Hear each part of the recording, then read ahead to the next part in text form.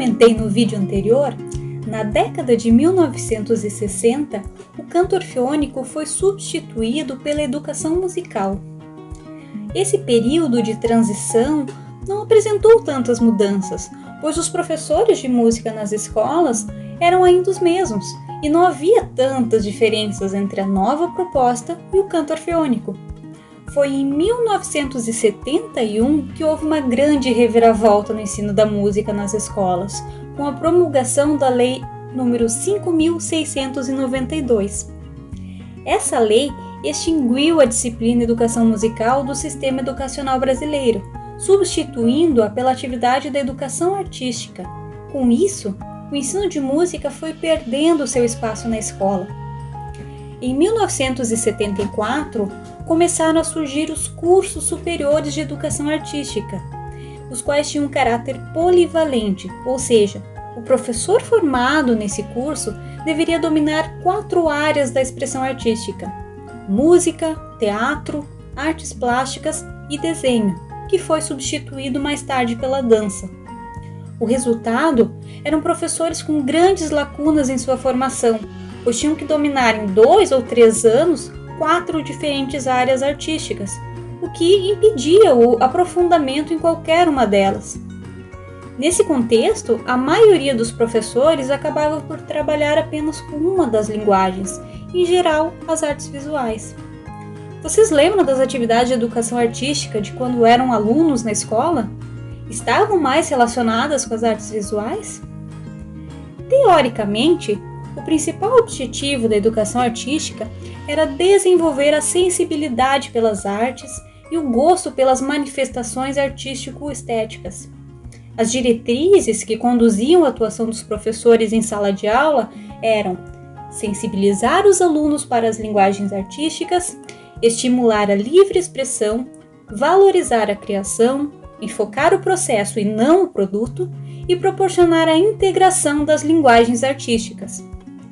Em tese, essas orientações estavam em sintonia com as ideias educacionais do século XX, mas na prática o que houve foi um equívoco entre integração de linguagens e polivalência, entre experimentação e falta de planejamento, entre livre expressão e vale tudo. Com isso, na década de 1990, iniciou-se um questionamento sobre a polivalência e as licenciaturas em educação artística, e a LDB de 1996 apontava para uma mudança em relação ao ensino da área de artes, que passou a constituir componente curricular obrigatório nos diversos níveis da educação básica.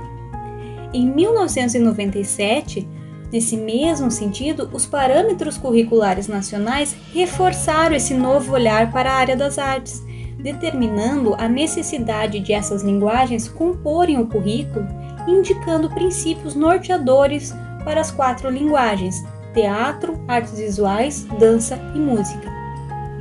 É importante entendermos que após tantos anos sem música nos currículos escolares, mesmo com esses novos impulsos, a situação da educação musical no Brasil não se resolveu na última década do século XX.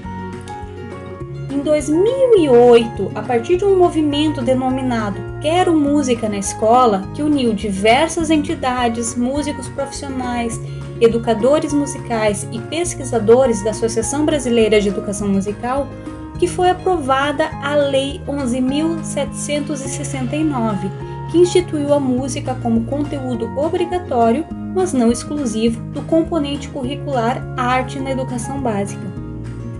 Em 2 de maio de 2016, novamente o texto da Lei de Diretrizes e Bases da Educação foi modificado. A Lei 13.278 alterou o parágrafo que indicava a música como conteúdo obrigatório, passando a incluir as demais linguagens da arte. As artes visuais, a dança, a música e o teatro são as linguagens que constituirão o componente curricular de que trata o 2º parágrafo deste artigo. Assim, nós percebemos que a aprovação dessa lei substitui as definições da Lei 11.769, mas mantém a conquista alcançada em 2008, mantém a música, agora acompanhada da classificação das outras linguagens artísticas como um conteúdo obrigatório da educação básica no Brasil.